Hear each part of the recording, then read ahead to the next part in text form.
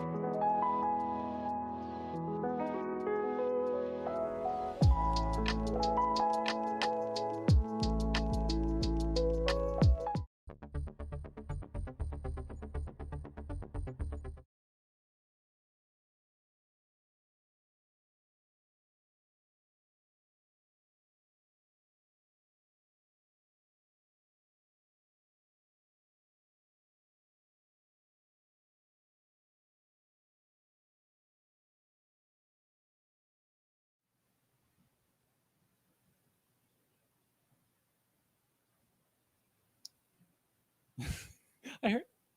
There we go. We're live. We're live. Oh, I didn't get a count, so I was a little scared about that. Good evening and welcome to Transistance, your weekly news and commentary show dealing with issues and news from around the world that impact the transgender and trans-adjacent community. I am one of your co-hosts, Genevieve Bergman. And I'm another one of your co-hosts, Emily Kleckner, filling in as Marla is taking a leave of absence for a little bit. Let's go ahead and just jump right on in then. Right. Yeah, let's get to it. It's fun. Yeah, and we have a lot tonight, so this is great. Thank you all so much for being here. I'm going to go ahead and keep monitoring chat, so if you have any questions or comments or whatever, go ahead and throw them in there, and I'll interact with you throughout the show. First up is the Texas Supreme Court, and there were 3 articles that Jeannie found on this, and the first one seemed really positive, and then the next 2 just kind of like deflated that balloon. The Texas Supreme Court allows politically motivated child abuse investigations to continue. What's going on here, Jeannie? So we covered the moves of Attorney General Ken Paxton and Governor Greg Abbott from Texas, as Ken Paxton wrote an opinion that basically said that parents of transgender youth who are providing gender-affirming care could be investigated for child abuse. And then Governor Greg Abbott issued a mandate to the Department of Family and Protective Services to go ahead and begin to make that move and begin to investigate those families. There was an injunction that was filed by the ACLU Lambda Legal, which basically took it right to the Texas Supreme Court saying we want to stop this. Well, it wasn't the Texas Supreme Court. There was a judge who filed it, who put the injunction in place, and then it was pushed up to the Texas Supreme Court by Ken Paxton. Get all that straightened out. The decision that was handed down was that it was really kind of a split decision. And part of it was that the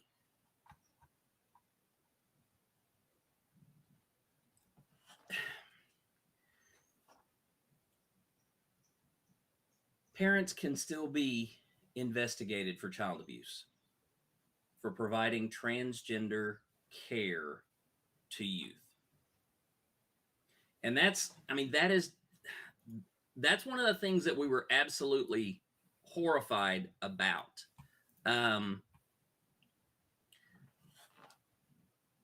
The thing is that the Attorney General and the Governor were deemed to not have the authority to order them to do these things. Mm-hmm. So it's sort of a catch-22 in that the Governor and the Attorney General cannot make the Department of Family and Protective Services do this thing of actually investigating these families, but they also ruled that these investigations for child abuse can go ahead and occur. So, I mean, it's really, really gray. I think it's a matter. Now, this is just my opinion on this. Okay, this is Jeannie and her couple of years of government and law from college. A governor and an attorney general cannot mandate that a state agency does something. They cannot make this child abuse declaration because that is writing something into law. That is something that the legislature would have to do. That is not the right of the governor. That is not the right of the attorney general. They were basing it on a very loose and broad understanding of a gender affirming bill that had already been dealt with within Texas. Now, because the governor and the attorney general cannot mandate a law without it having gone through legislation, it cannot be forced, it cannot be enforced. But the flip side of it is a family can still be investigated based on Texas law regarding abuse cases, and if they are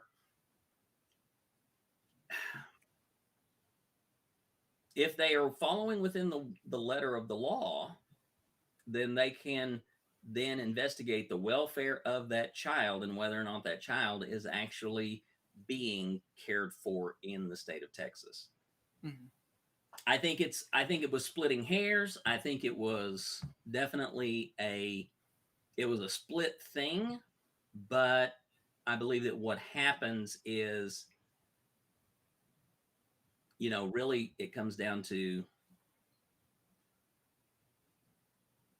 we're going to wait and see on this because they're going to be pushing more laws out like this. Yeah. And this is a thing, a trend that we're noticing where the Republican Party is finding ways to navigate around the law. They passed the abortion ban in Texas that doesn't have any legal ban against abortion, but turns anybody into basically a bounty hunter. Anybody can sue anyone who participates in an abortion in any way. So a provider, any of that kind of stuff. So it gets around the law by putting something in place that has nothing to do with the law, essentially, that the people can just sue each other. And so it's not us. They're avoiding the hot potato entirely.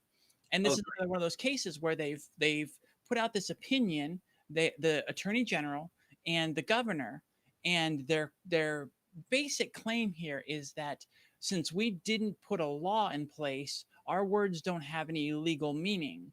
But the thing is, they're the governor and the attorney general who oversee these departments. And so, of course, these departments are going to listen to them and take it as a directive. Yeah. It's sort of like the Godfather saying, like, take care of him. You know what it means, and you know what it means for you, most importantly, in these times, politically. Right. If you want to keep your job, you're going to do what the person says, tells you, or suggests, strongly. And so this is just more of that same idea of skirting around the law and getting things done without actually following legal procedures. Yeah. It's very scary. So, Heather, you make a point there about saying that if I refuse my child health care, it is abuse. If I get my child health care, it is abuse. Gender health is a part of healthcare. Pick one, Texas. So the reality is that we are running into a lot of inconsistencies within many of these laws because they are being promoted as protecting children. And so the gender affirming care bills are written in such a way so that their titles make it sound like they are looking out for the interests of children. Yet at the same time, these are being written by, and these are being vetted by, and these are being promoted and educated on by groups who say that it is the right of the family, the parents, to determine a child's well-being. So here's where the greatest inconsistency lies, is that you have a group who says The parents have the right to make a decision for their child's welfare, but in this one case, we're saying parents don't have the right to attend to the welfare of their child. Mhm. Again, parents, doctors, the student themselves, none of the three people who have the most to say and the most expertise in the area, actual clinical expertise, the rights of the parents to choose what's best for their child, and the right of the child to express what's best for them. None of that matters Right. to these people.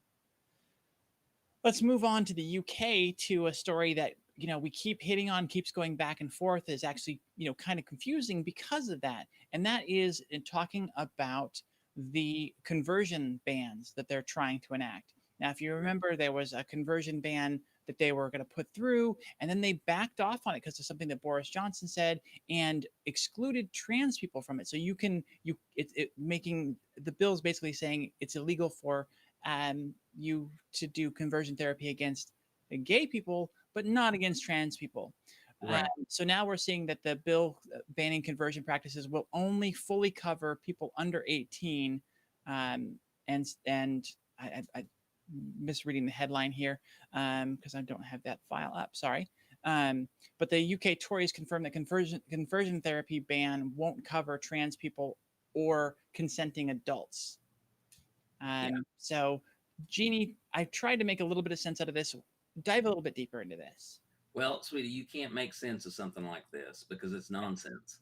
Give Uh, it a try. what really is happening is that the government in England, the what we would consider conservative side of the government in England, is trying to fight very hard to keep conversion therapy in practice in England.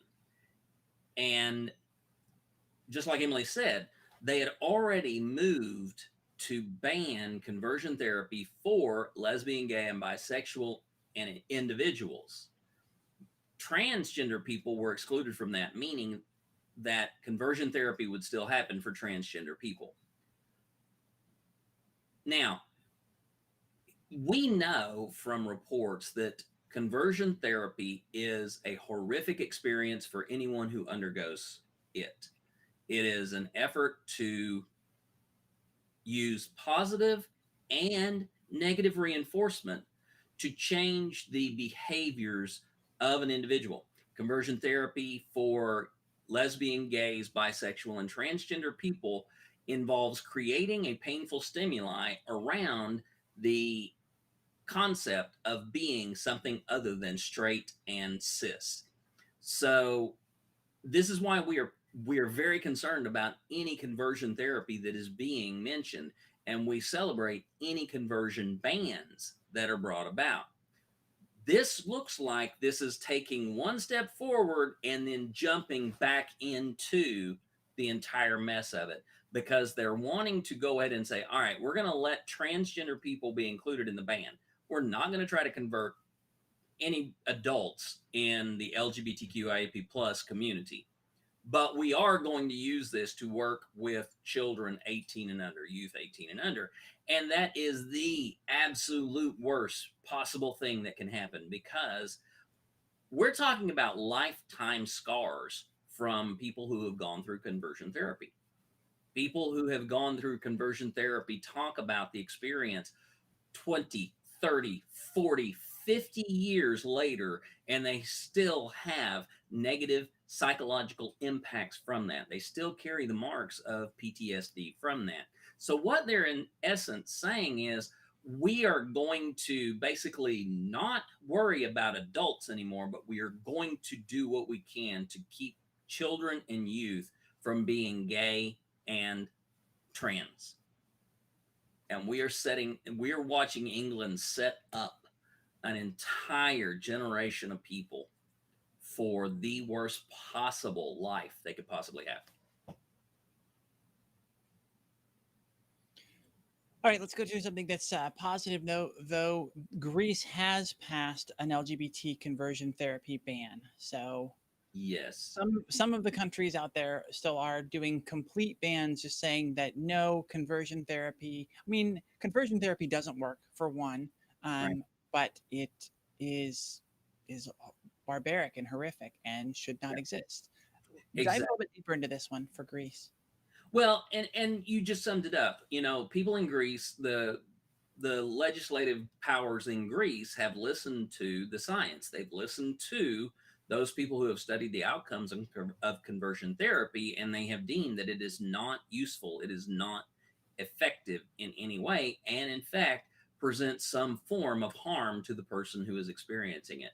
And that's the greatest measure of this. We want people to be healthier. We want people to be happier and living a more productive life after they should go through one of these experiences, but it's not happening. And therefore, Greece is saying, no, we're not going to keep conversion therapy as a part of any practice within the country of Greece. Now, I threw that one in there for one very specific reason. As we look at the different things that are happening here in the US, as we look at all of the different laws that are happening and how they progress, and it seems like more and more and more transgender rights are being infringed upon, Greece is a great place to go. If you want to move, look at Greece. I mean, come on.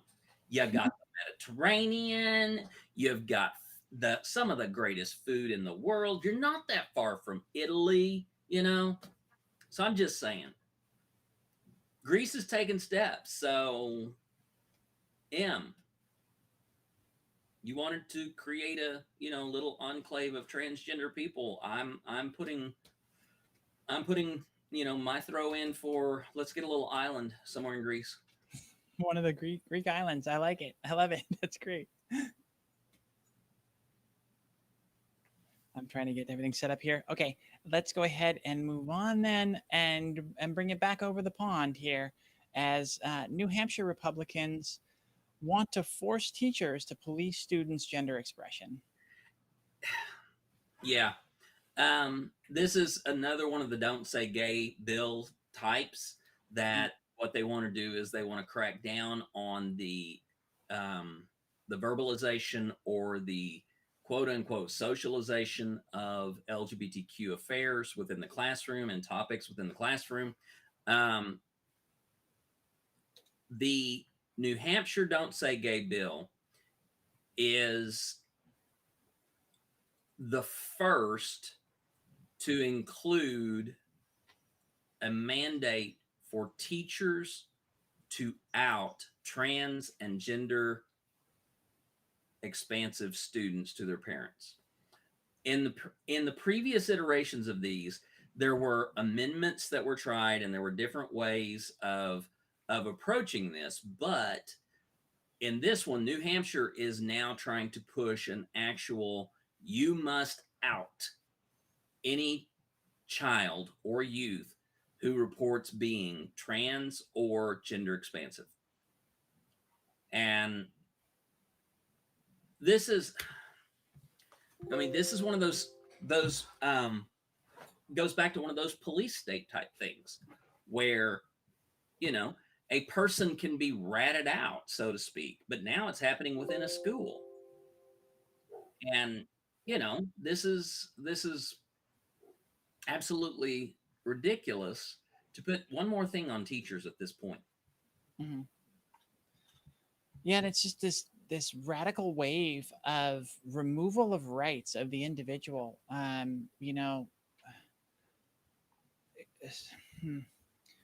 I know these are all sort of like varying degrees of similar things, but this just removes the right of expression or anything of Right. children. If someone, you know, what does this entail? Does this, I mean, because the way these things are so vaguely written usually, and so indiscriminately carried out, Hmm. it almost seems like if someone makes, someone says something that the teacher interprets as them like talking about themselves being gay, like somebody makes a joke, or any of these things, it's like this sort of military thing of like, oh, we have to tell your parents that you're talking about being gay or whatever. um Well, It's stop it's and just think about this for just a minute, okay? mhm, You have a kindergarten or first grade teacher, and the kids are in their free time and they're playing. And two of the kids who happen to be of the same gender presentation decide they're going to play mommy and daddy. mhm, Now that teacher is obligated to say, today during free time, this and this kid were involved in what? mhm. Trans, homosexual, some type of behavior that marks them as gender expansive. I mean, Kids, that's what we're seriously talking about here. We're talking about scrutinizing children at every level of their of their day, mhm. and saying, look, if you express any type of deviance from a cisgender heterosexual form of existence, then that must be reported to parents. Now, let's play the real game, okay? Let's follow these out to their logical conclusion. Let's put all these things together. So we have Texas now saying that children who are receiving gender affirming care can be, their family can be investigated for child abuse. We have And adults their kids, may and bill. thus their kids can be taken away if you're investigated and they deem on some random criteria that this is child abuse based on what the governor and the attorney general are saying. Right. You can have your kids taken away. They can Exactly. literally destroy families. Right. Exactly. So we have that in Texas. This is now being pitched in New Hampshire, but it's reflected in a lot of other places. This has already been tried in Alabama. It's been tried in Florida. It's been tried in Louisiana. And now, all right, let's say they get this done. They get this passed. You have to out a child. So we'll just say Johnny and Timmy are playing in free time. And Johnny says, I'll be the mommy, you be the daddy, to Timmy. The teacher reports that they are gender expansive to the Mhm. parents. But under most state rules, under most state laws, if there is a potential child abuse incident involved, a teacher must report that to the state Mhm. with a full investigative report.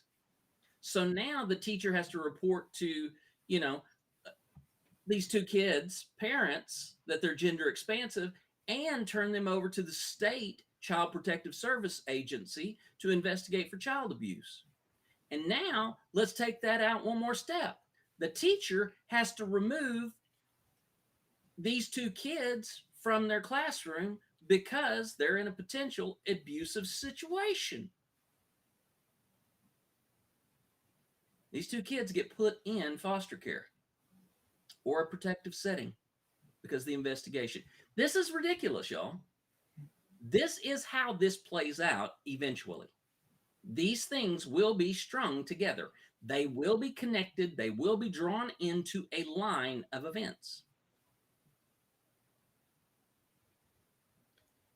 All right, another wonderfully scary bit of the devolution of the democracy in America as we look at what people are doing to their political enemies or political rivals as a GOP senator introduces blatantly unconstitutional bill to take away Disney's copyrights. Yeah.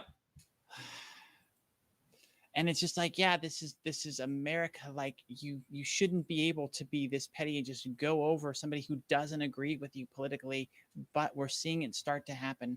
Yeah. What is going on here, and what legs does this have? Okay, so this is coming from Josh Hawley, who's a senator from Missouri. Yay, Missouri. It's being Dorcas again. Wow. Has Missouri, not Florida, that has anything to do with this. It's Right. Missouri. But allow me to say this. I mean, I do have to say this. There is a direct Disney tie to Missouri because Walt's hometown is in northern Missouri. So there seems to be some sort of, spiritual connection. Anywho, Josh Hawley has brought forward a bill that would redesign copyright law. Now, let me stop right there. This is something that artists have been wanting for decades.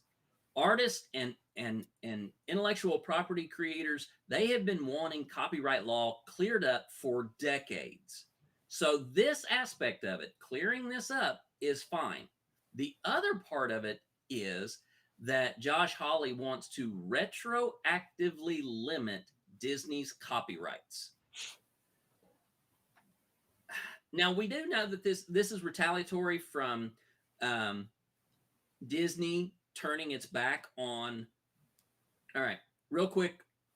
Disney was funding legislators in Florida who supported and brought forward the Don't Say Gay bill. Disney got found out for having given money to these people who wrote the Don't Say Gay bill.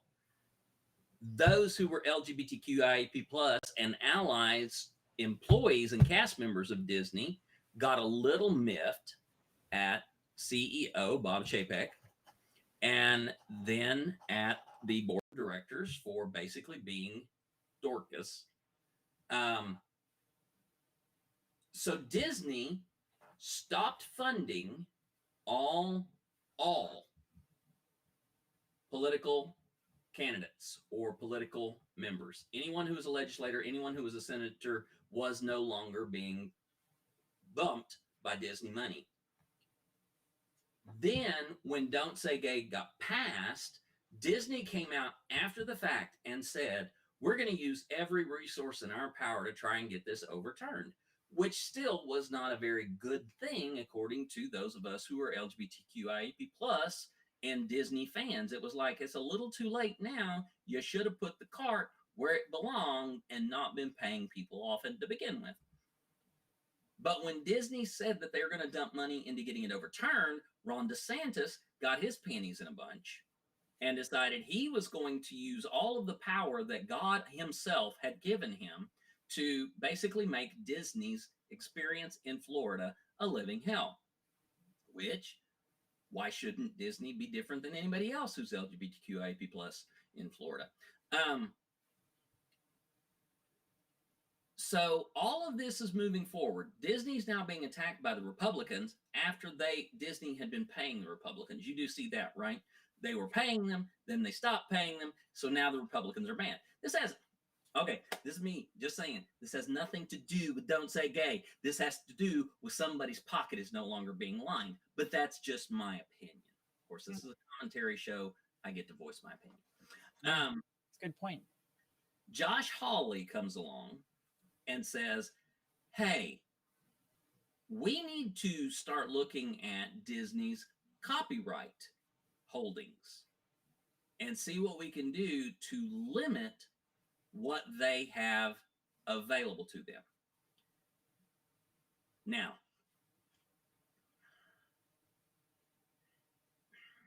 I'm about to say something that is very, very unpopular. And I may take it on the chin for this one. I think Josh Hawley has a point. Disney was granted special copyright permissions that are not available to other intellectual property owners. Disney was given permission to have extended copyrights on their productions that are not available to all. I believe one of the things that is, so the thing is that Disney's copyright extends out much farther than any other intellectual property creator. Josh Hawley is saying, let's remove those copyright extensions from Disney. And personally, I got to agree with this one. I mean, I don't like the guy, but he's got a valid point. I think Disney should not be any different from any other intellectual property creator. The fact that it is being done as a retribution for not lining pockets anymore is trash. But I mean, for me, this one is definitely this is probably actually a good move. Interesting. Okay, I'll have to dive into this one a little bit more on my own time and revisit it. We got the legal experts in this article, and that was sort of what was in the headline, was that they're saying that this law isn't constitutional, that it is a blatantly unconstitutional taking of property without compensation, said one professor at Paul Goldstein at Stanford Law. So I'll have to dive into this and find a little bit more about what's going on here. Well, and again, I mean, this is a matter of, okay, if Holly was talking about copyright across the board, and Disney had equal and the same copyright rules that they had applied to them, definitely unconstitutional. But the reality is that Disney got special exemptions from the standard copyright laws. Yeah. And so their content is protected farther out.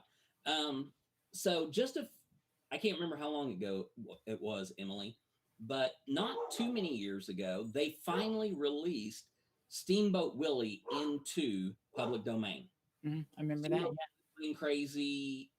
I think Skeleton Dance is now, but a lot of the very early Disney cartoons, the Disney shorts that were created by Walt, by Ub Iwerks, they were just recently introduced into the public domain. Mm-hmm.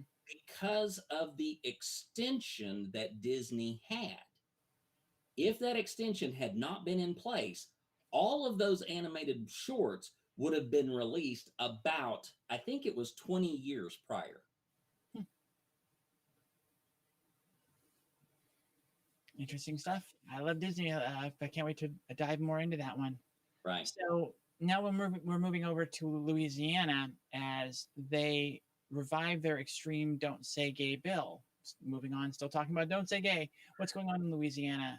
So this is another one of those yay kind of things. Louisiana had a "Don't Say Gay" bill that they were moving on to push through, and we reported last week that this was now dead because it had been withdrawn. In committee, right? Huh? In committee. It didn't make it past committee. Right. It had died in committee, and it wasn't necessarily supposed to move forward. But somebody used part of the House rules to override the committee, and it was passed 55 to 39. So now the previous horrible "Don't Say Gay" bill that was coming through Louisiana is now coming forward again. This one is worse than Florida's because classroom instruction, classroom discussion regarding sexual orientation or gender identity is included in kindergarten through 8th.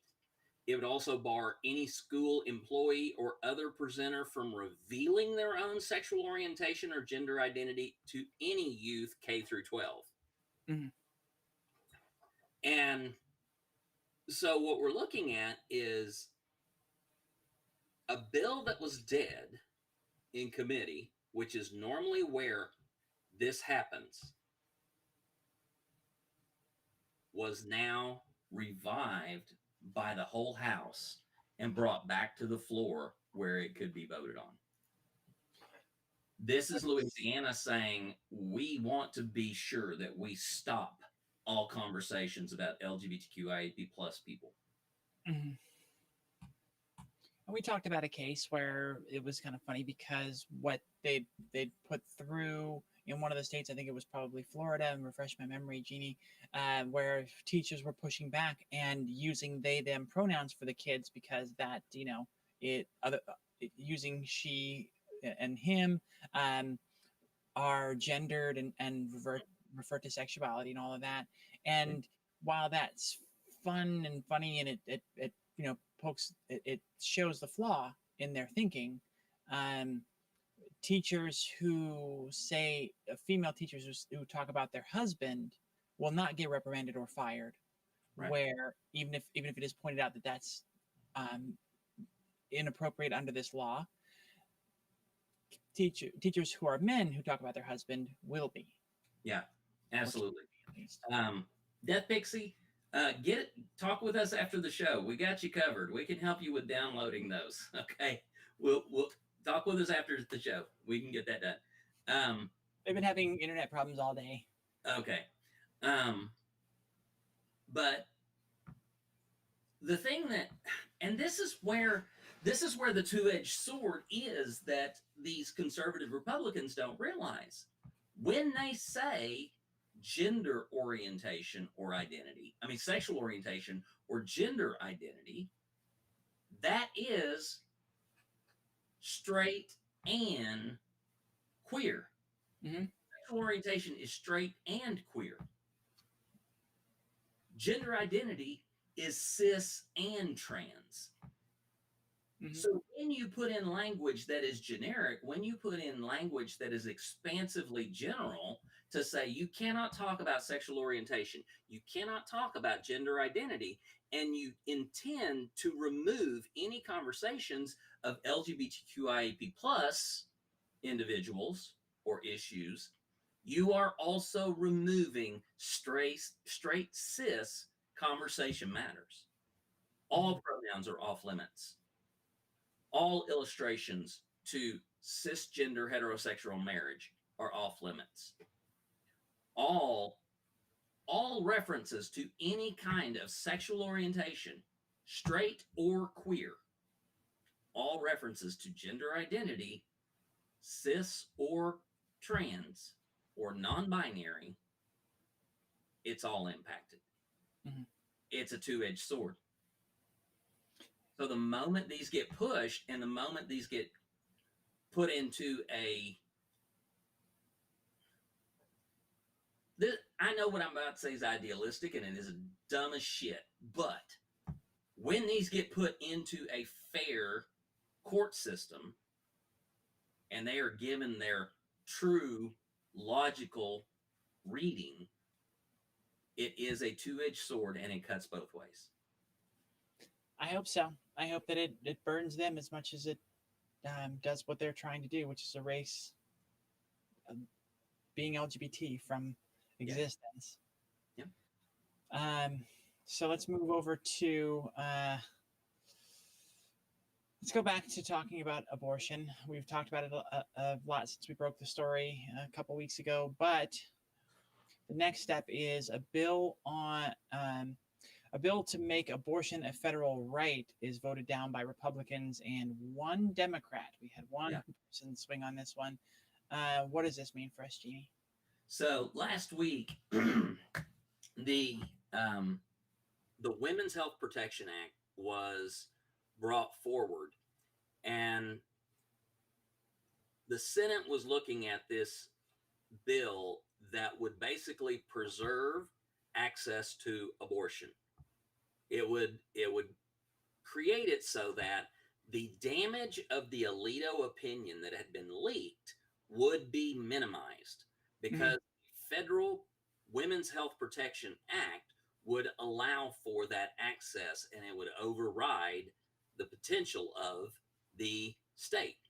And what it's basically doing is it's pushing it back to the Supreme Court, where the Women's Health Protection Act would then be thrown against the Alito opinion and the overturning of Roe v. Wade. Mm-hmm. We're kicking the can down the road is what we're doing.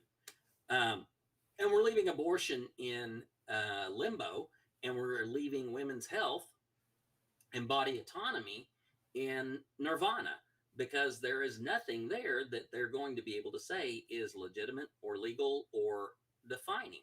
So that's what we're seeing in that.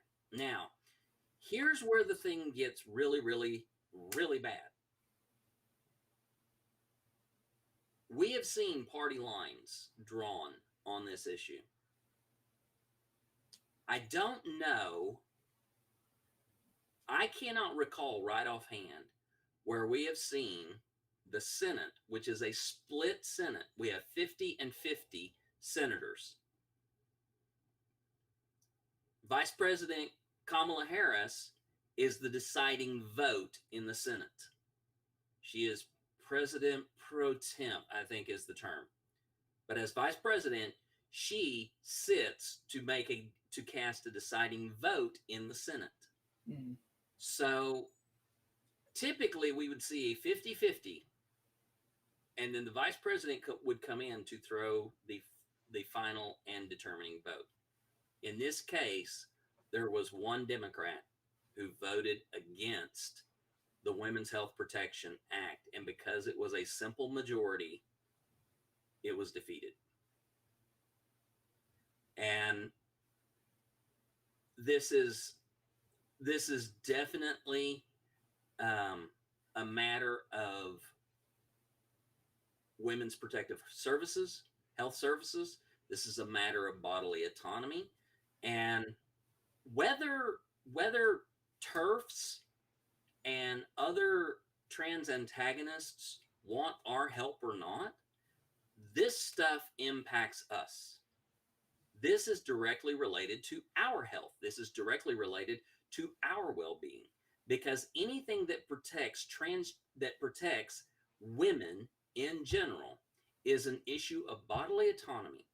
And as we are people who have a bodily autonomy healthcare concern, transition, any movement to limit access to that is also a move to limit access for us. Mm-hmm. Fight for this, not just because we appreciate cisgender women, and not just because we identify as women, for those of us on the transgender femme side. It is because any limits to women's health is going to impact transgender men from having access to the health protection that they need for their body that they share with cisgender women. And it impacts us as we try to get bodily autonomy for our health care. Mm-hmm. It impacts non-binary for those who have a body that falls in line with cisgender women and trans men. This is our issue. This is our fight too. And we have to continue to stay in there and continue to write our senators, write our representatives, get in there and talk to people and say, this is important to me. Mm. This is candidate season. If you don't have a candidate that you've picked yet, now's the time. Find out what candidate is going to best represent you. Ask them questions. If you really want to know if they care, look, the summer's coming up. They're going to be at every Pride parade. The ones who care. The ones who care will be at Pride. Go find them. Talk to them. Say to them, I am this person. I am transgender male. I'm transgender female. I am non-binary. I'm gender non-conforming. Go up to them and say, this is who I am. How do you feel about bodily autonomy? How do you feel about trans-affirming healthcare? Ask them. And if they give you anything other than you have a right to bodily autonomy, you have a right to healthcare for your well-being, if they say anything other than that, then you have no reason to mess with them people at all. Just gone. Sorry. Soapbox away. Well, and I'm trying to find it, and I'm not finding what I'd come across before. I feel like an 80% number. Let's see. I feel like an 80% number was a little bit too high, but I saw a very high number about the percentage of people that support a woman's right to choose. You know, yeah. I see that as far as over 70% of Americans support a woman's right to choose. Mm-hmm. And see, the thing is that 49% of Americans identify themselves as pro-choice, and 47% say that they're pro-life. This is according to a Gallup poll, and I'm not sure what the year is. I can dive into that if you need.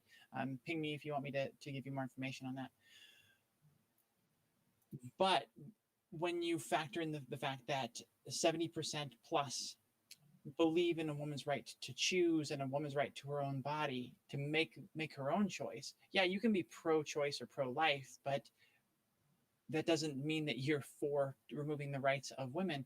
And it's just so interesting to see this thing go 50-50 and show just how badly our government is messed up right now. The House of Representatives, the part of our government that is supposed to most directly represent what the people want, is not even close. Okay, and here's where I'm going to challenge you, because now we're talking math. Uh-oh. Right. And we're talking senators. So we're not talking representatives. Representatives are. Then you're right. This is the Senate. I thought this was the House. Never mind. I'm sorry. Yeah. No, this is the Senate. So in the House of Representatives, there is a representative elected for an area within a state, which would then represent the prevailing interests of that district. Yeah. Within the Senate, it's more a matter of it's a mixed bag of nuts. Mm-hmm. And so anything can come out of that. Here's the thing. Even if you're a Democrat, if you know that the majority of your voters want you to be more conservative and you are hoping to get elected, which I do believe this is what Manchin was all about, was that he wanted to get reelected. He voted against it. His excuse was that it was too expansive. It was too broad. So. All right. Where are we now? Okay. Let's move over to Alabama, where a judge blocks part of the Alabama law criminalizing gender-affirming care. This sounds positive. Is this as positive as we would hope? Any limitation of any of these gender-affirming care bills and laws that are being passed, any kind of limitation, they're going to be good. So this is what's interesting. The judge who was deciding this case is actually a Trump appointee. So this is somebody that Donald Trump put on a bench, but wrote this in response to the Alabama, what they call the Vulnerable Child Compassion and Protection Act, but basically making it illegal to provide gender-affirming care to minors, and that medical professionals who do so would be guilty of a felony and could be sentenced up to 10 years in prison. The judge wrote, defendants produced no credible evidence to show that transitioning medications are experimental. While defendants offer some evidence that transitioning medications pose certain risks, the uncontradicted record evidence is that at least 22 major medical associations in the United States endorse transitioning medications as well-established evidence-based treatments for gender dysphoria in minors. This is off the charts, astronomically huge. Because now, what a judge has finally said is that these bills that are being passed on the evidence of this is an experimental thing that has been done to kids, this judge is saying bullshit. This is proven. This is evidence-based. This is established. This is recognized by multiple medical associations. Bullshit. And finally, we have a judge who is saying bullshit to this. We have been saying for this entire time that we've been fighting for this, that these procedures have been proven. They have been proven. They have been approved. They are endorsed. They are fought for by the American Medical Association, the American Association of Pediatrics, the American Psychiatric Association. We have been seeing them sending professionals to these legislative committees and to these the House of Representatives and Senate votes and bringing evidence, and yet it's still being overturned as experimental. So this is good news.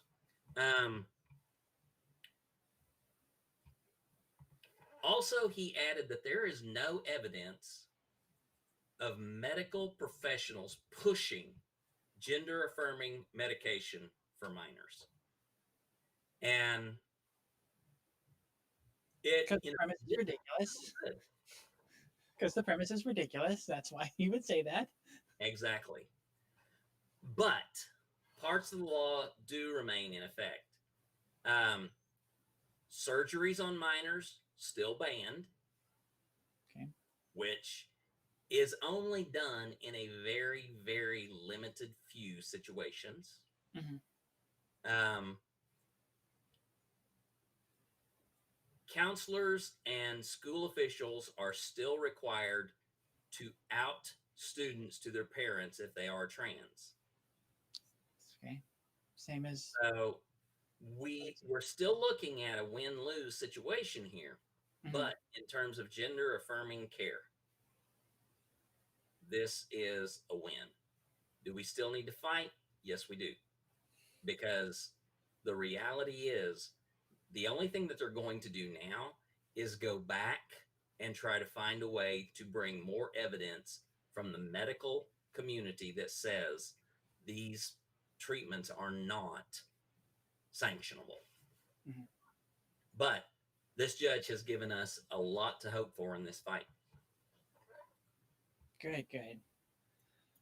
Continuing on in this block of stories about the attack against trans youth and trans schools, and in trans school, or in, not trans schools, in schools, and then in schools against, LGBT folks. A third grade teacher receives death threats for showing children videos about LGBTQ pride. What's going on here? Right. So this is the first in a block of stories of things that have been happening in schools that were reported last week. Tammy Tiber is a third grade teacher at Jefferson Elementary in Glendale, California. And she was involuntarily removed from her classroom after she received death threats for possibly showing her students YouTube videos explaining Pride Month. What she showed them were a retelling of the Stonewall riots, a song about same-sex families and pride parades called Love is Love, a video about pride parades, and a video entitled Talking to Kids About Pride Month. So this was all centered around the theme of pride, which is a nationally recognized observance of LGBTQIA+ pride and awareness. And she began to receive death threats.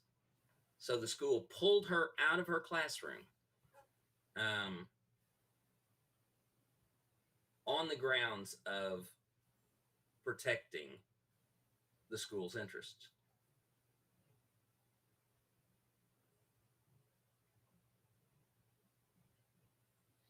So interesting. While no parents complained about her lesson at the time, some parents and community members have since learned about that, the lesson, and thanks to right-wing activists. So some parents and others spoke against the videos in recent board meetings of the school district, and this is just about the district, but it's of course one of those where it isn't protecting the rights of the parents, the students, or anything. It's just anti-LGBT because none of the parents or students involved were upset over this. Right. The parents who were involved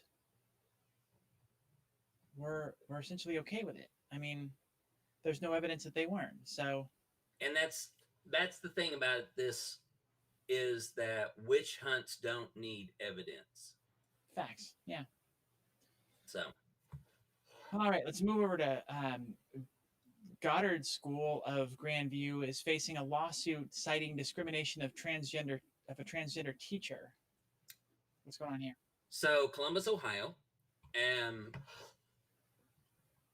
Grandview Heights Daycare is being sued for discrimination and wrongful termination. 2 directors who worked at the Goddard School of Grandview Heights claim they were ordered to discriminate against a transgender teacher. When they didn't, they say they were fired. So owner Janie Patterson instructed 2 teachers to refer to teacher Jasmine Deming as Jasmine and not the name Rain. Rain had stated that he had started taking testosterone and was transitioning from woman to man. So Rain was the chosen name. Jasmine was the dead name. Mm. Rain uses Rain Sprout with the pronouns he, him, his.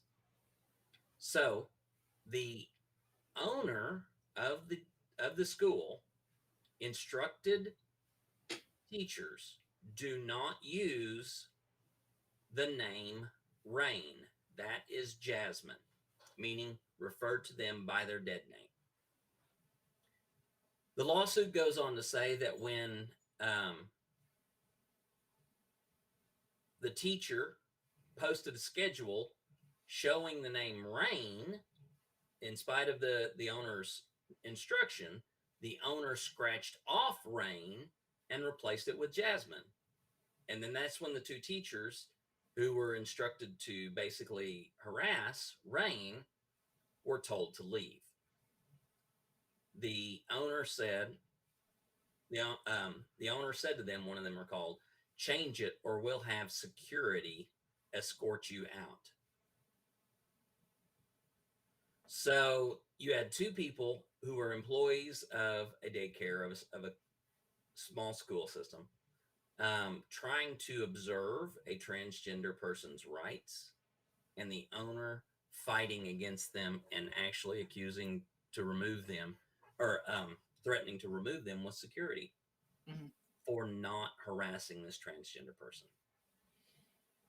And eventually they were fired. And I just appreciate what one of them said. I don't regret what we did. If our sacrifices made it a better work environment for Rain, then we've helped him, and that's what we've wanted to do. Yeah. And I don't get the disconnect here. If you've got a teacher, it's the same thing as like a corporation. If you treat your employees well and with respect, then they treat your clients well and with respect. Like, it cascades down. It's such an obvious thing. If you're constantly giving your teachers grief, that is going to show up in the classroom. Absolutely. And it's going to negatively impact the education that the students are getting. Right. Yeah. Inashura asked, is Rain still employed there? And I don't have that information right in my head. Yeah, I don't either. This was, I mean, think the thing is that about 2 other teachers. Yeah, I think the thing is that because there are still enough protections out there for LGBT folks, that he wasn't fired because of this, because that's an obvious discrimination suit. This is something a little bit more subtle, and they're making the claim that it was because of discrimination. They weren't discriminated against, but they were forced to discriminate against someone else. Right. So I wouldn't be surprised if Rain was not fired because of the sticky wicket that there would be in doing an action, making an action. Yeah, I agree. Let's move to Florida, said no one ever. Gay Florida high schooler faces threat over graduation speech. And of course, that's not true. Plenty of our grandparents have said that. But anywho, let's talk about this gay Florida high schooler who's being threatened over their high school graduation speech. The opinions Statements of the hosts of this show do not reflect the opinions of the Transverse, even though that's the owner.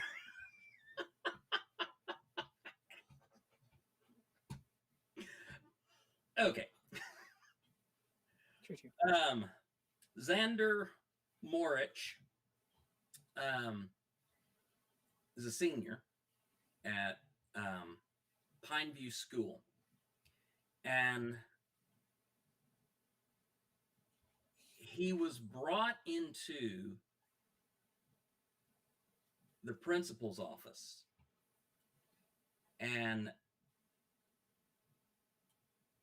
the principal wanted Xander to not mention any of his activism in his graduation speech because Xander could have potentially talked about the ongoing lawsuit that is challenging Don't Say Gay Bill. And Morich is a class president who happens to be gay. He is an individual plaintiff in the federal lawsuit challenging the Florida law. So when the principal called him in to talk, he said, "It was so shocking as I know that I believe that as a human being, Dr. Covert is someone who would support what I'm doing and support these rights. This law is so effective in turning people into vehicles of oppression that he was unrecognizable in this meeting." Now, Xander says that he'd always had a good relationship with the principal, Stephen Covert, but the principal came to him and said, "Don't talk about this. Don't talk about the lawsuit." And it seemed to just be a push to silence him and keep him quiet from talking about this issue.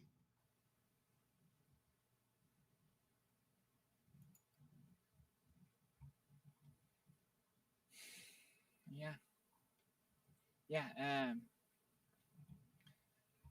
That's the problem with these laws is they, you can think that they're ridiculous and their premise is based on ridiculous, flawed thinking and all of this, but sometimes it can be hard to see right off the bat just how deeply it reaches and how far it spreads because of these things, because of the other people who are affected, and the other collateral damage that's part of this, where it just comes down to censorship in a massive way. Yeah. It's crazy. Let's move on. Okay. A teacher was fired for helping a bullied queer teen. Now his students are raising hell. What's happening here? And where is this? So we're talking about in Doylestown, Pennsylvania's Lenup Middle School. And a social studies teacher there, Andrew Burgess, had been fired after he gave a bullied teenager who was transgender a hotline number to support LGBTQ plus youth. My guess is the Trevor Project. So it's a safe bet. You could probably easily that's some easy money there. Right. That hotline is established for any LGBTQ plus youth to reach out to find help whenever they are struggling. All Mr. Burgess did was provide this number to a transgender student who was being bullied, and he was fired.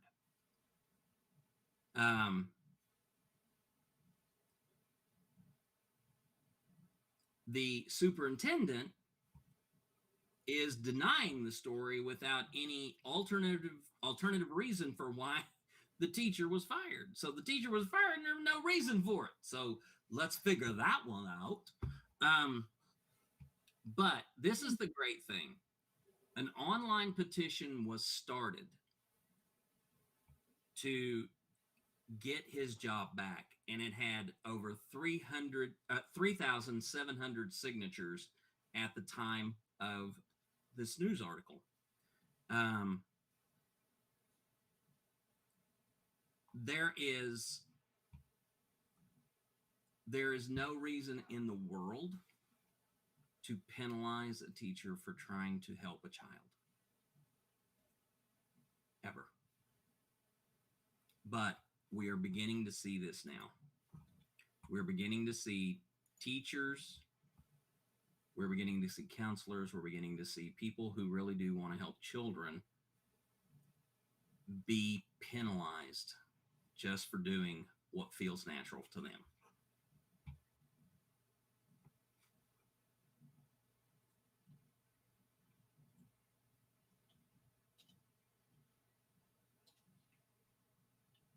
I'm putting into the chat the help Mr. Burgess get his job back link. Yeah. So you can, and it's just a petition. And like Jeannie said, that as of the writing of the article, they were at 3,700 signatures. Right now, at this minute, they're almost to 5,600, and they need a total of 7,500 signatures to basically bump it to the next tier of reaction and bring it forward to more people. Yeah. So I post that in chat. Let's all go in and sign that petition. Absolutely. I love it. Sweet.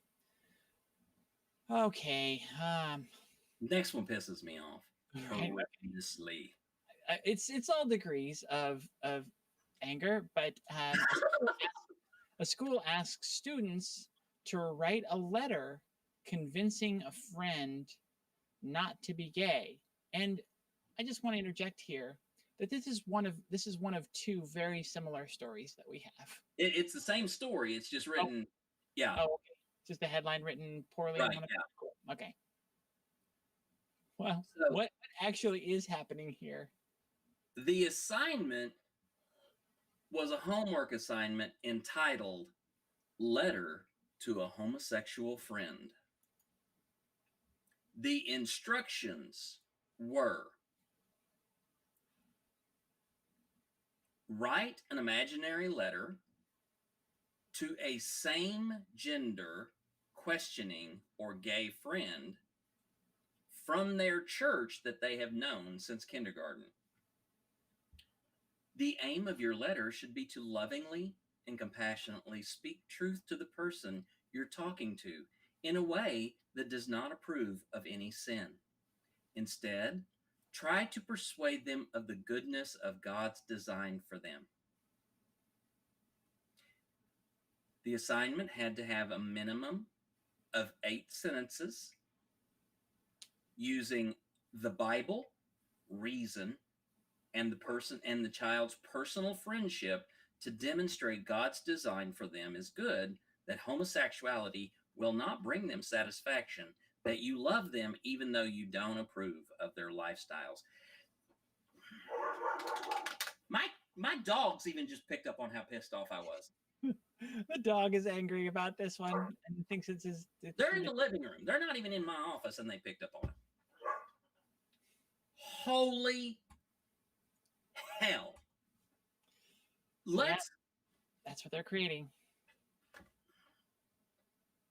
Let's for a moment take a deep breath, because Jeannie needs one.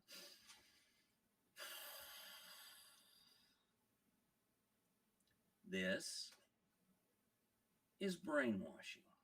Mm-hmm. This is indoctrination. Mm-hmm.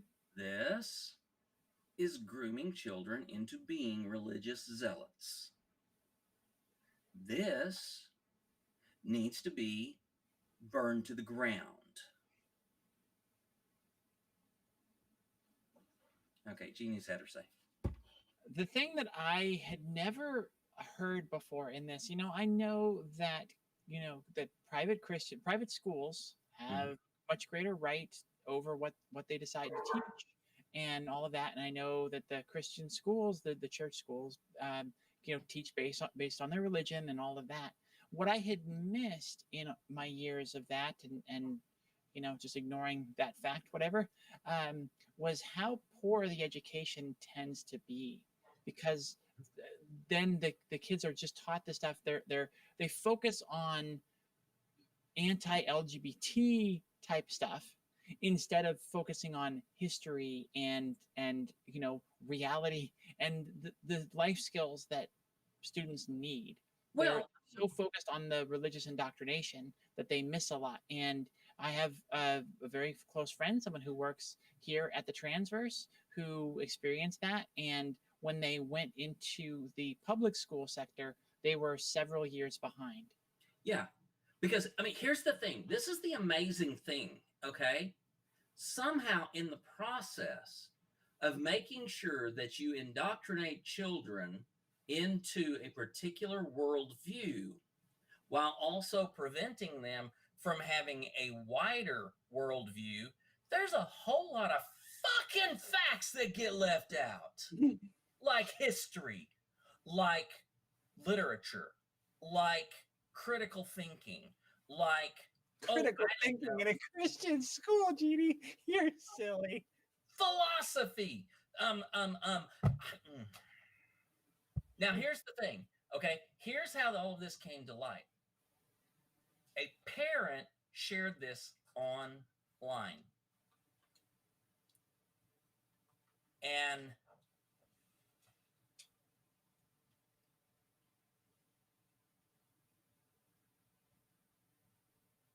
this person who shared it said that their child is in this class, and I am one of the few out gay men. Sharing this letter from another parent. I'm one of the few out gay men that she knows. So understandably, she calls me and says, "What do? I don't agree with this."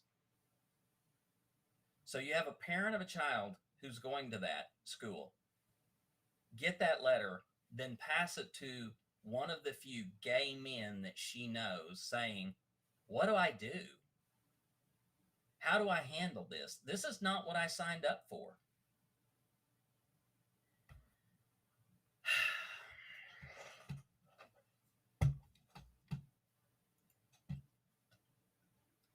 Jeannie's going to take a breath again. Well, it's there's this lady Kylie Marcy, who graduated from the school in 2002, was told the Courier Journal, the paper that brought forth this story, that she was angry about the assignment after finding out about it online. Marcy said that she reached out to alumni and parents of the school to talk over this, and she says, this is the disappointing part. "I would not call this out of character in any way, but I was still really disappointed because I've been gone 20 years, and I would have hoped that in 20 years, maybe they would have learned that love is the way to go, as opposed to the fire and brimstone hate. But it doesn't seem like that to me. It's just they keep hitting on these old beaten up tropes that have been proven to be false narratives, and right. That they're just doubling down on it in a way that's a bit disturbing. Well, and I don't know if I've said it before. I don't know that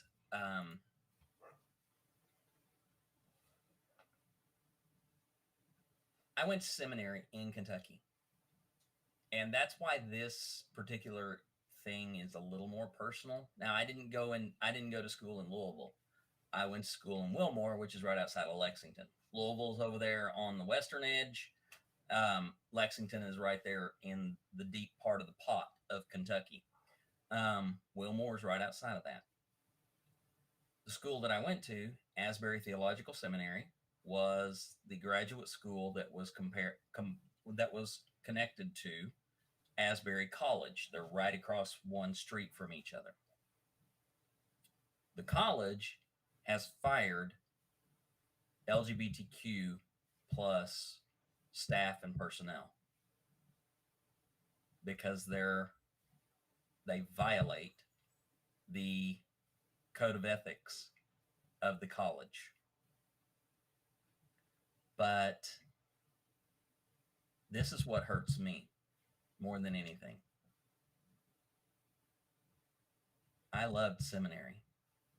I loved going to that school. I went to that school because it was the one that really, really met my needs. And now they do not even see me as a valid human being.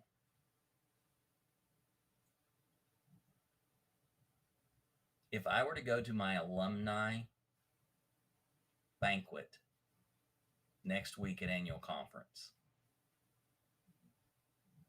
I might be welcomed, but I doubt that I would be considered valid. Mhm. Or that any of your opinions will be listened to, right? Exactly. So I know, we've heard of the missionary position. Is there a seminary position or Oh. a, stu- a student sues a university after women's golf coat? It would be great if I could have just transitioned off of that and just kind of like, but I couldn't get through the sentence. Damn it! Next time, student sues university over women's golf coach who allegedly outed her to the entire team. What's going on here? Well, I just want to refer back to your previous comment. My bad joke. No, there is not a seminary position, but we did call it cemetery. All right, so, which is ironic because I lived in married student housing, and right across the street from my set of apartments and the college, I had to walk through a cemetery to get to school. So, but I'm so Queen's University, Charlotte, North Carolina, an unnamed female former student has sued the school alleging that the women's golf coach outed her as a lesbian, causing her to experience humiliation, sexual harassment, and depression. No, we don't need a joke meter. We do not need a joke meter. Okay. I have seen how bad some of our jokes are. No, we do not need one more thing to give us depression. Okay, Emily, come on now. Would most of them fall under the 50% range there? um, That's so the best impression I've heard you do. in the lawsuit, the student claimed that as a member of the university's women's golf team, she had not come out as of 2018 when the team's coach began asking the team members and athletic staff about her sexuality, telling them that she was gay. The coach then began stalking her partner on social media and outed her to the school's athletic director. After being outed, the student was allegedly humiliated and excluded by her team members. And as a result, she fell into depression and insomnia, causing her grades to drop, her scholarships to be revoked. Oh, wow. Wow. Then, here's where it gets worse. Okay. The student went to the Title IX office, and it ruled that the golf team's coaching staff had not violated any school policies. Okay.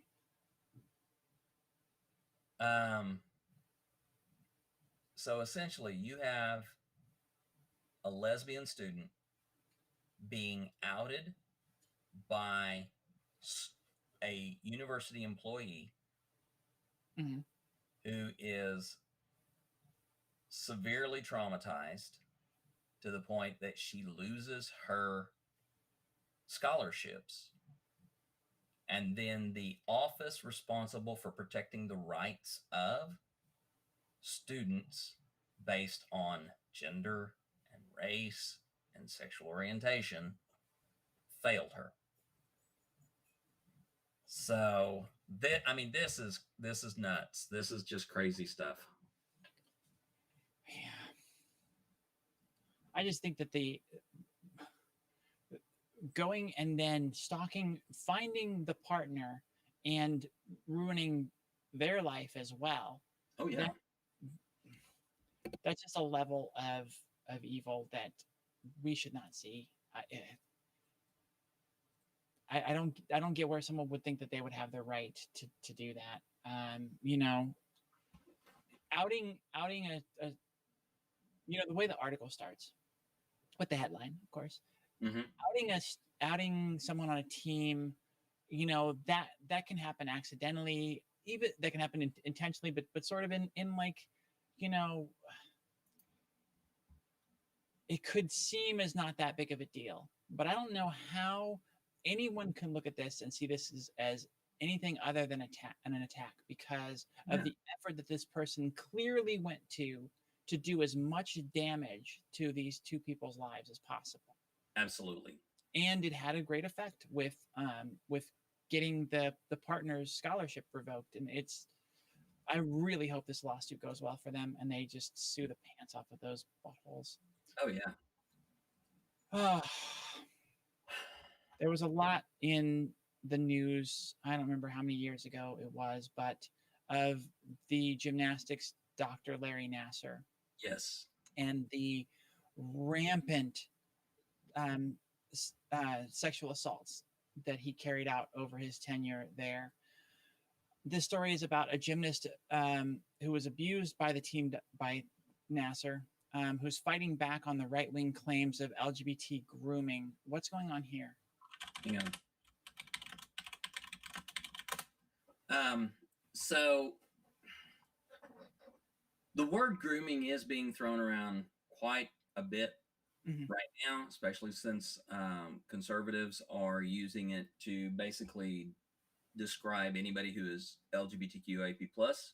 Mm-hmm. But Larry Nasser has been convicted for multiple sexual assault crimes, and he has been, there have been, I don't know how many hundreds of thousands of different reported incidents with him, but former gymnast Grace French has come out to say that Larry Nasser groomed and molested her. To put it simply, grooming is manipulative behaviors that sexual predators use to gain access to potential victims, and then coerce them to agree to the abuse that they have in mind for them. So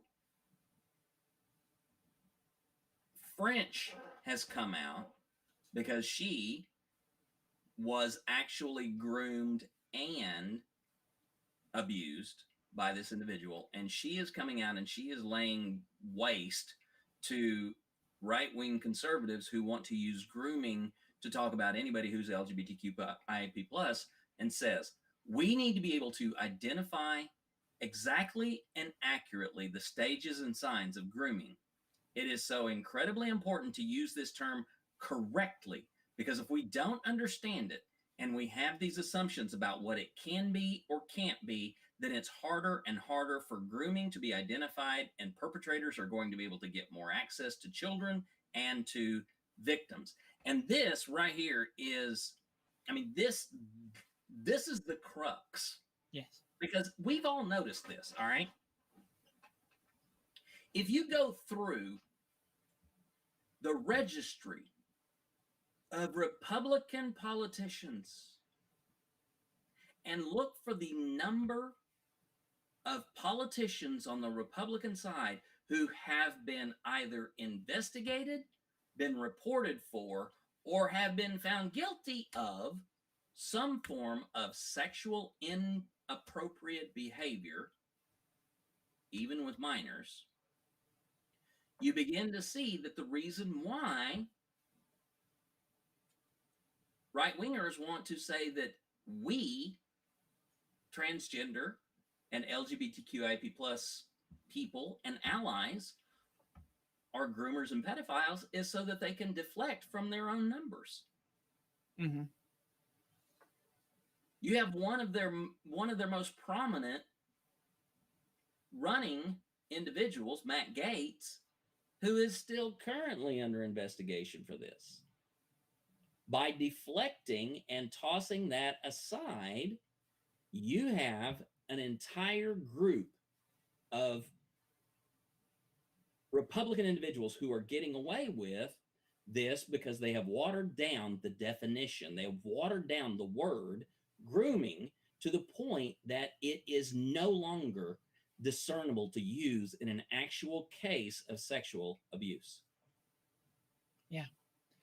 Another instance, and this is the thing that I like to talk about the most and highlight the most in the things that are going on in Texas, is that the things that Republicans are saying to throw shade and to throw all this hate and discrimination against LGBT people, against trans folks, let's stick there for now. All of this has a direct effect on kids who are actually in danger. If Right. you take in Texas and put Child Protective Services on investigating all cases of kids who are trans, who are being supported by their parents, and and investigate that as child abuse, you're using staff and time and taking it away from them investigating actual cases of abuse. So Yes. you're leaving children vulnerable and in dangerous situations. And this Right. is another case of that same thing, by allowing these people to misuse this term grooming and make it into this political hot button term, and turn it into a chant like "lock her up," just absolutely cheapen it to that level. Right. You're putting kids in danger. Yeah. And the thing is, they don't care, because we're telling them over and over again that these anti-LGBT laws put kids in danger, just in general, because of bullying and self-hatred and all of these things. And they don't care about that. Right. So clearly they're not going to care about this case. And it's terrible to see. Yeah. I'm really proud of this woman for standing up and talking about it, because, I mean, bringing to the light so publicly such a humiliating aspect of your life. If you as a child face sexual trauma like this, like, it's the worst thing that you could talk about. Like, to drudge that up has got to be terrible. And she is so brave to do that and to say no. Like, you're putting children at risk. And I didn't hear it. I didn't really see specifically where she's standing up for trans kids directly, but this is a huge thing to do, to talk about it. And I'm really proud of her, and appreciate the fact that she's doing this. Now, I do have an article that came in. I mean, I heard this on my 6 o'clock news. So this was just coming in, and it ties in to exactly what you were just talking about. So safehome.org has released some data on registered sex offenders across the US. Now, there is not a national register for sex offenders, meaning that there is not one register that covers the entire United States that lists sexual offenders. Wasn't that the whole thing of the sexual offenders registry list, is that, like, you're supposed to be able to know where the sexual offenders live in your area? But it's state by state by state. Each state is responsible for doing that. Now, so you can move 20 miles and no big deal? Like, as long as you go over a border, you're fine? that's one of the holes in the safety net of that. Now, here's why this was on the 6 o'clock news here in Northwest Arkansas. Arkansas has a high number of child sex abuse victims per 100,000 minors in the state. It was higher than any other state, almost 3 times the national average.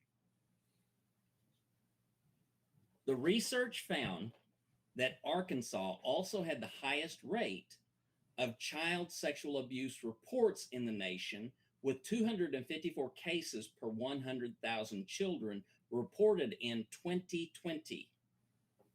Okay. More than triple the national rate. At the Children's Advocacy Center in Benton County, they say that 929 children came to their center to receive services, And of those, 47% came for sexual abuse allegations.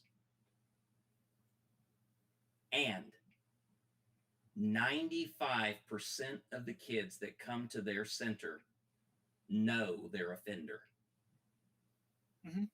She says the offender is a family member, a family friend, or an acquaintance.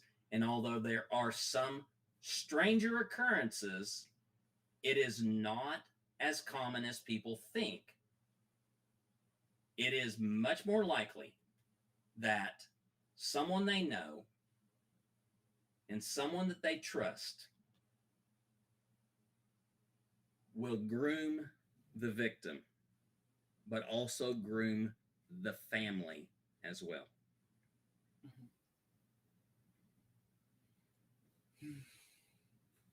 So this is one of the things we keep getting hit with. Just because we wear clothing that doesn't fit the social societal idea of what we should wear, there's obviously something wrong with us, and we do this to go and prey upon children.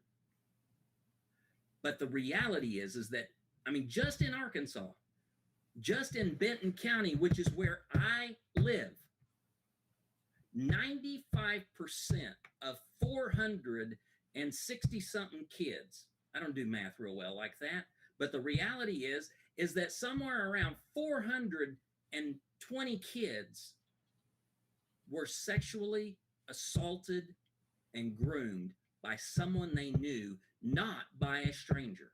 And my guess is that if you go through the list of all of the known abuse cases, which is almost 800,000 in the US, you will find a very, very insignificant population of transgender people on that list.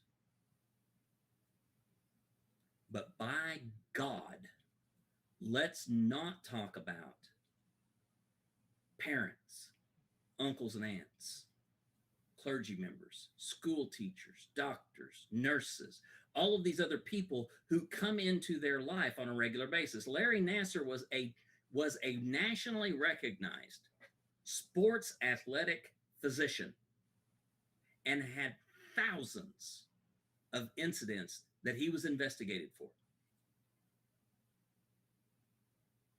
So,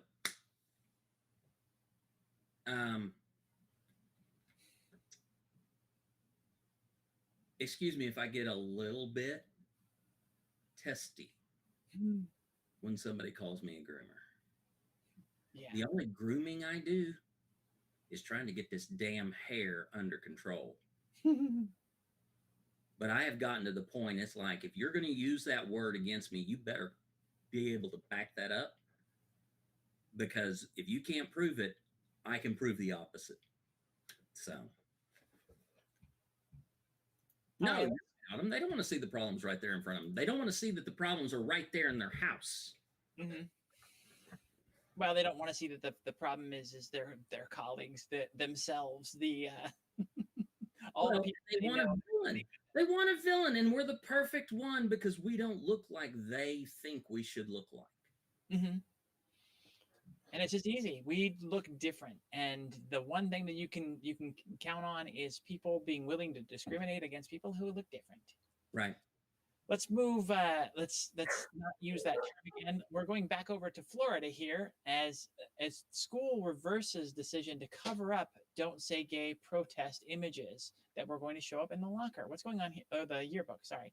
So Lyman High School in Longwood, Florida, were told that they would be getting their yearbooks a little late, and the reason why is because some of the images that were included in the yearbook were deemed to be out of compliance with school board policy.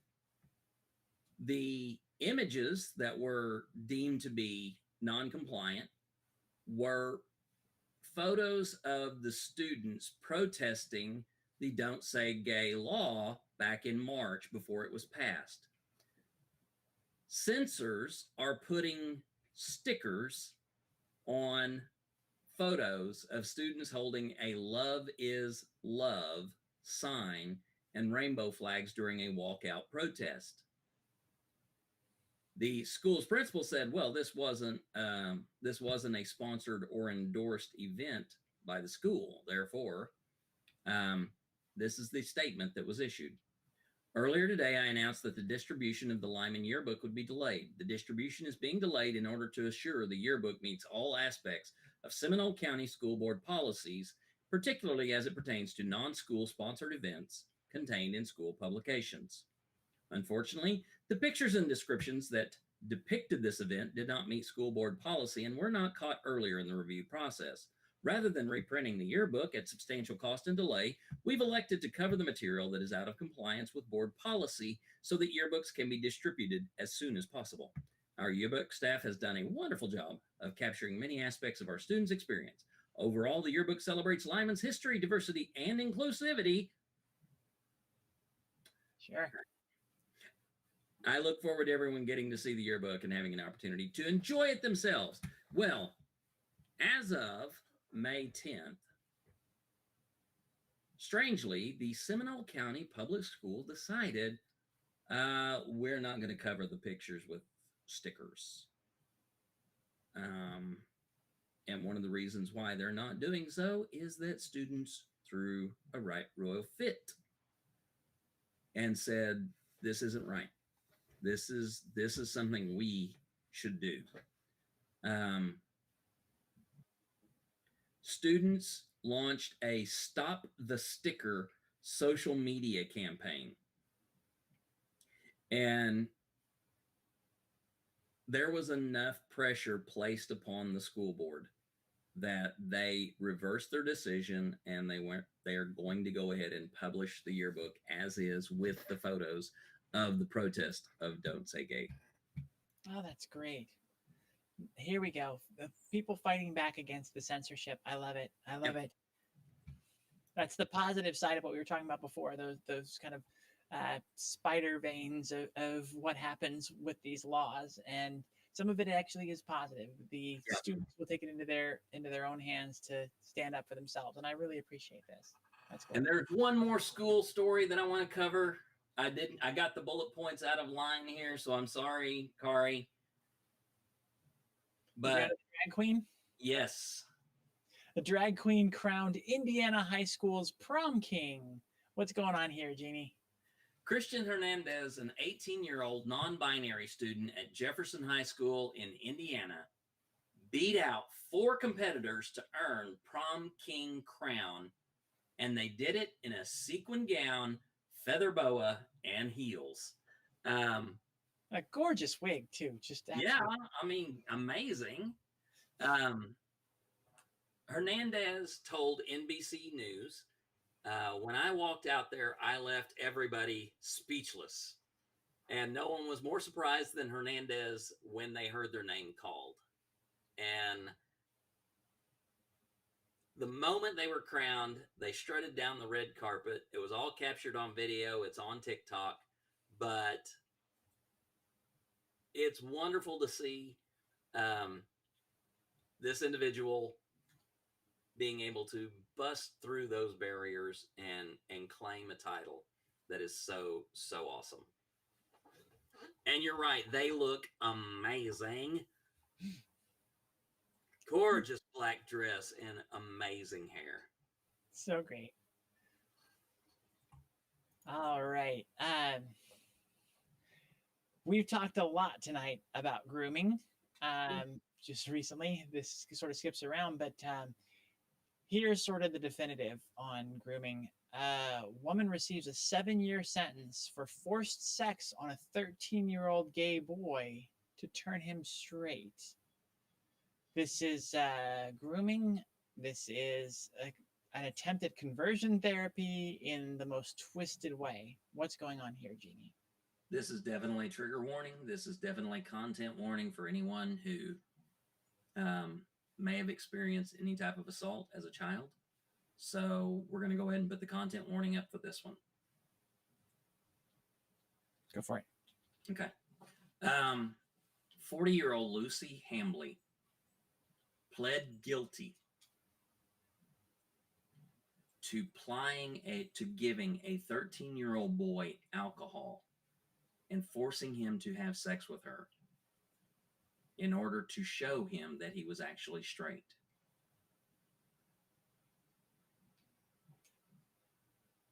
The child attempted suicide after the assault happened.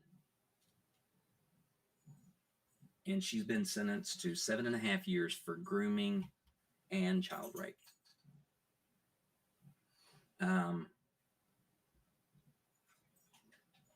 According to the prosecutor, Hambley met the child while she was doing yard work and he offered to help. She invited the victim over for sleepovers. She then began to groom that child into much more serious events. I'm not getting into this. I'm not going into the details of it, folks. This is graphic. No, it's a very, very difficult article to get through, but it just goes to show you the hypocrisy of the other side of this issue, and how bad this can get with these people that think it's their right and it's their ability to change people who are LGBTQ. It shows it doesn't show the flaw in it, obviously, to the people, because this is still the same type of thing that they think is possible converting, but it is definitely an extreme example, and is very scary and sad.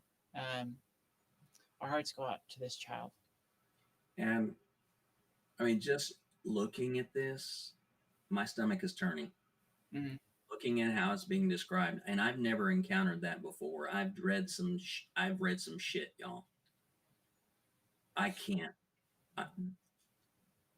It upsets me to read this news story. But what angers me is that her attorney wanted to use her mental health as a factor in reducing her sentence. She was lonely, she was unhappy, she suffered from anxiety and depression. And folks, how many of us in these audiences, the chat, those of us right here, over here on TikTok, how many of us have been lonely, unhappy, suffering from our anxiety and depression? Oh. That is fucking bullshit. Yeah. That is absolutely in no way a justification for what she did. Mm-hmm. Mental health, I am all for talking about mental illness and mental health. I think it is something that needs to be done. Now, let me just say, this is in England. This is not in the US.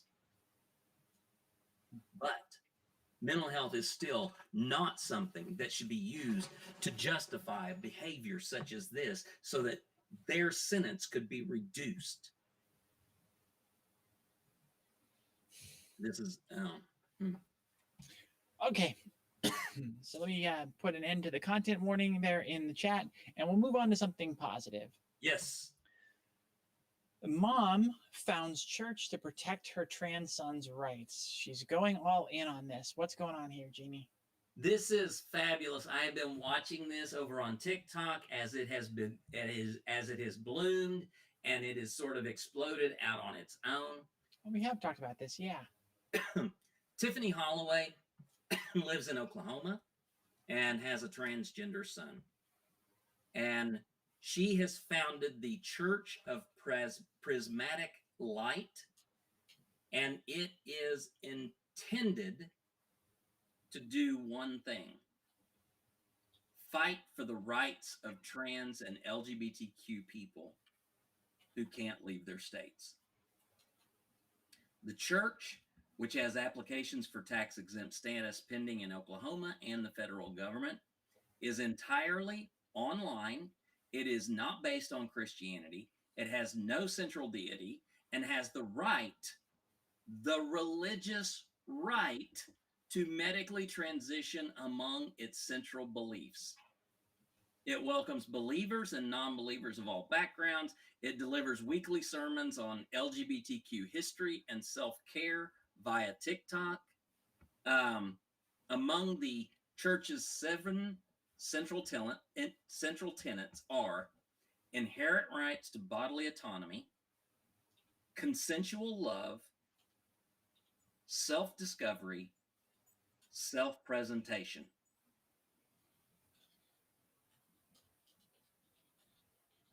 As of the writing of this article, well, as of tonight, I think the last time I heard is that their numbers are up in the tens of thousands, I think. They have 143,000 followers on TikTok, 7,300 on Facebook, 7,400 on Instagram, 9,900 in Reddit, and 4,500 on Twitter. They also have a Discord. So, I mean, this thing is growing. It is making an impact, and it exists to do one thing, and that is provide LGBTQIAP+, specifically trans youth and people, a place to belong, and grant them religious rights to their transition and care. That, boys and girls, is how you get her done. You beat them at their own game. So if you want more information, go look up the Church of Prismatic Light and give them, I mean, you don't have to be a believer in any type of religion, but just go out there and give them a look and see. There's their tenants in the chat, but yeah, take a look, see what they've got. Maybe it might be something you would be interested in, or somebody that you know may be interested in. Mm-hmm. That's absolutely wonderful. I'm so behind this. This is great. It's great to see that it has so much backing already, and I hope that they make it all the way, and that trans people and LGBT people can start using their religious freedom as a way to garner the rights they should have been given to begin with. That's awesome. I find it interesting that in the articles that we removed before the show because of time, you cut the Pope saying that God doesn't disown LGBTQ people. And why is that a decision you made there? Just curious. Because I believe the Pope has been inconsistent on LGBTQ concerns, and I cut it as a minor issue because until the Pope says something or issues an edict or a bull, it will not in any way really change what the Catholic Church does, which is not accept LGBTQ people. Let's move on to a story out of New Delhi, India, as a surgeon there is hoping to transplant a uterus into a trans woman here in the near future. Let's talk about this one, Jeannie.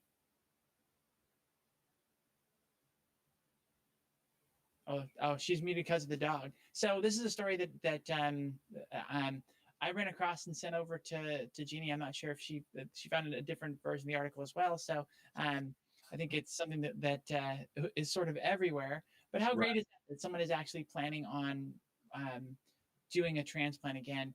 The article that I found mentions the first woman to transition. The movie was made about it. The Danish girl, Lily Elba. I think Emily just froze.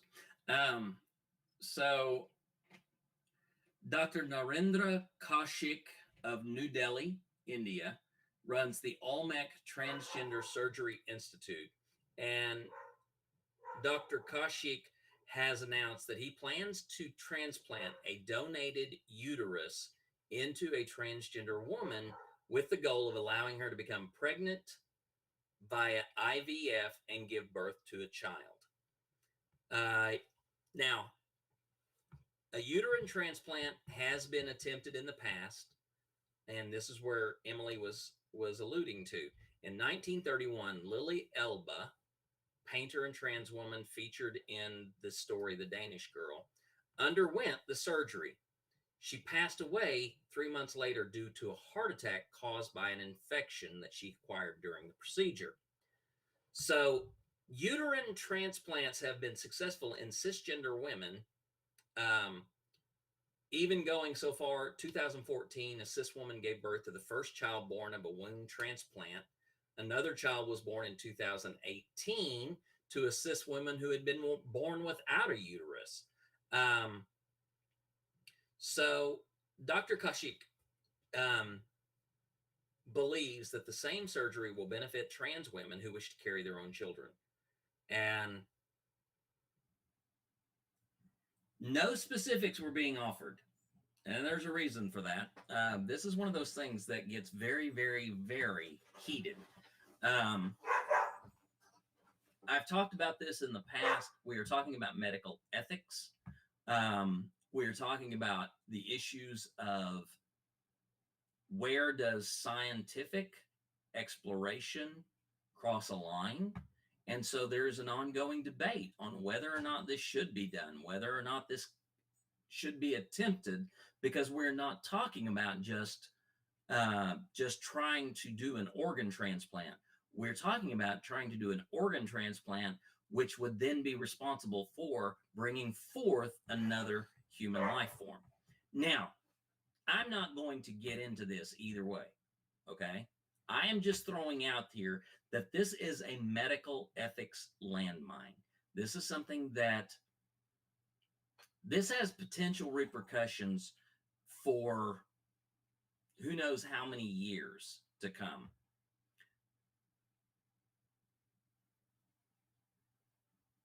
There are a lot of concerns. There are a lot of problems to be looked at in this, and we're not even talking about the political ramifications of it. Can you possibly imagine what will happen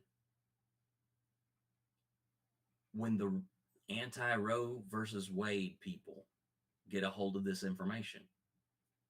This is absolutely going to drive a wedge between transgender rights and trying to get bodily autonomy for the transitions that we want. This will be a political fight that we will, this is Normandy, y'all. Really, this is the Normandy of transgender affirming rights when it comes to healthcare. Transgender women have been talking about this for decades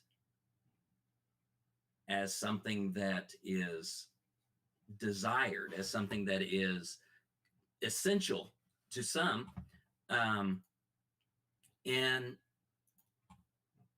when we start talking about the implications for what this will have for us,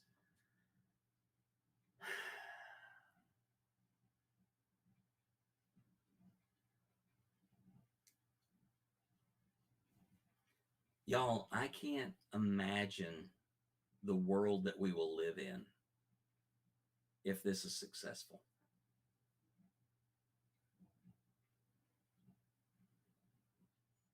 I'm not trying to say that in a apocalyptic way. I'm not trying to say that in a horrible, everything's going to come crashing to the ground kind of way. This is a game-changing type event. This makes a huge impact on gender affirming care. And when it comes to our desires to have the kind of lives that we want and feel valid,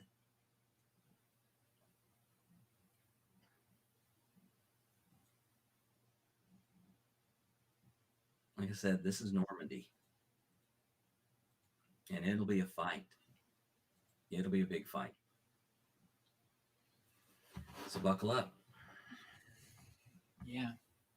And like you said, this is one of those things where it's the dream of a trans woman, Yeah. and it will be it will be such a spark to a wildfire of a fight. Yeah. Like this will be a massive catalyst for anti-trans folks. And I agree wholeheartedly. This is going to be one of their, you know, I mean, Normandy, Little Bighorn, pick your battle, because this is the kind of fight it's going to be.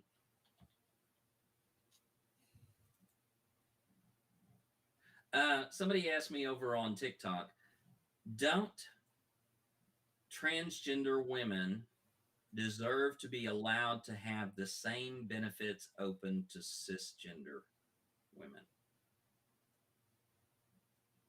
And that right there is the entirety of where we are right now. This is the fight that we are having. And it's ridiculous that it's a fight to get the rights that everyone else has, but you've seen that that's happened to multiple groups here in the United States. It's happened over and over again. Because I mean, when we boil this down, take out trans, take out cis, women do not have the right to do with their bodies what they want. I wish we could get TERFs to see this. I wish we could get trans antagonist feminists to see this. Women cannot do what they want to with their bodies. Roe v. Wade was an anchor point.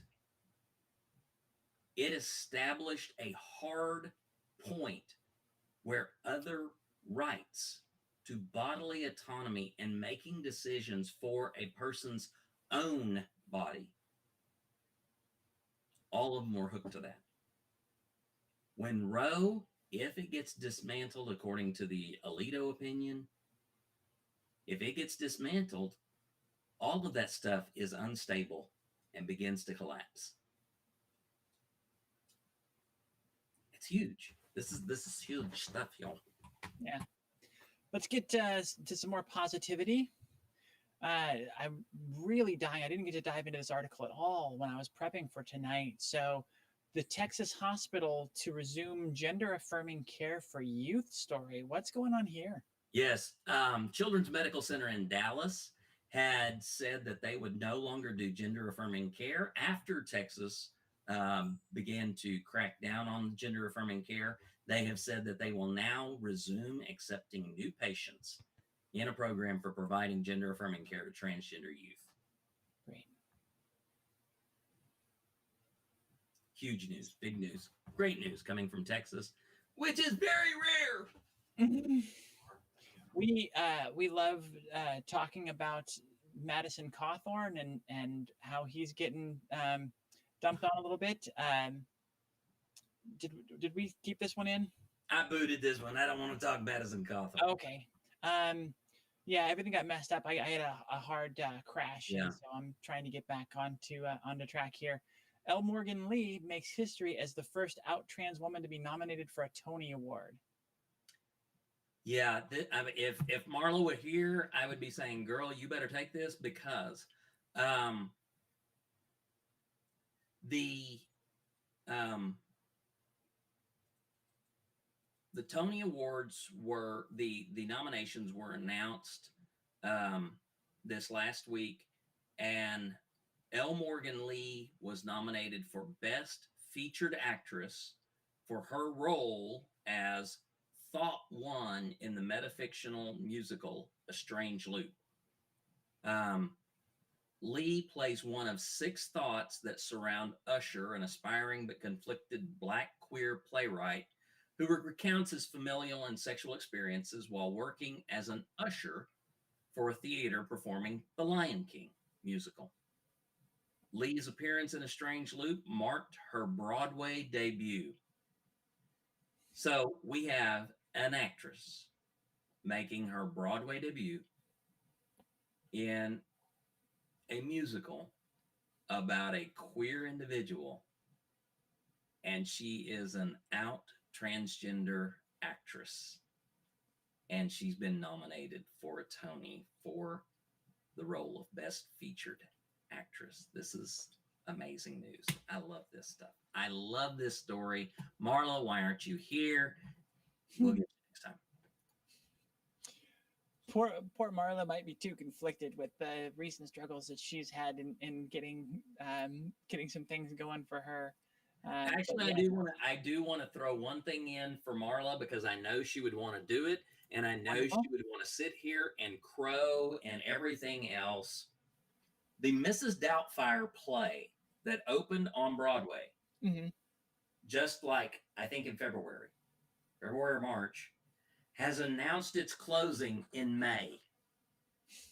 It didn't even last 6 months, and it is closing.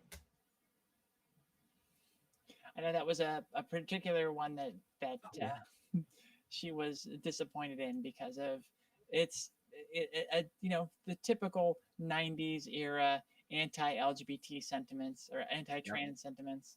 So that's great. That's a good win. It is. It's fabulous. All right. I think that's a show, huh? Oh, come on. We've got to do 2 more. Please, let me do 2 more. Please, All right, please. Go ahead. Which ones do you want to do out of the last bit of grab bag here? Well, the first one, we got to do this. Queer Oreos are back. Nice. And we got to get Queer Oreos. Come on.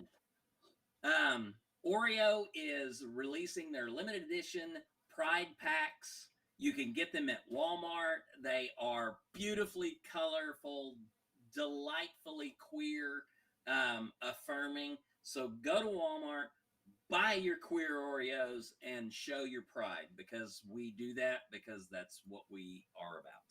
Secondly, and this one is huge for me, Marvel is introducing a new transgender superhero in a special Pride comic. Now, here's why this is so big for me. Big deal. Marvel, trans, seems like they're catching on to it, whatever. Escapade, who is also known as Sheila Sexton, is a mutant who can switch circumstances with others. So if you're holding her at gunpoint, she can reverse it so she's holding you at gunpoint. If you're the mayor of New York and she gets close to you, she can become the mayor of New York for a while. But here is the great news. This character has been co-created by Charlie Jane Anders, a transgender woman science fiction fantasy writer. And I've been following Charlie Jane since she was a writer back on Kotaku and some of the other nerd sites that I follow. She has been writing some great stuff. She has been moving, out into the open. I'm a huge fan of Charlie Jane, and that she is now a co-creator on a trans character in my comic world, that is just makes my little geek heart happy. That's great. I love it. I'm so excited about this. I'm going to go get me some gay Oreos, and I'm going to pick me up a Pride Marvel comic, and I'm going to be just as queer as fuck. Nice. Yeah. Just be as gay as you want to be. I love it. That's right. I'm going to be a queer nerd and happy for it. Yeah. Oh, queer nerd power. Let's go. I love it. All right. So now we can end the show. Now that we're just a little bit over time.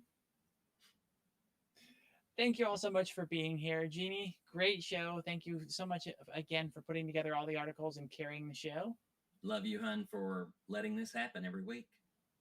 Awesome. And for Genevieve Bergman and for our producer, Kari Aiden there in the control room on the back end, I wish you all good night and good news.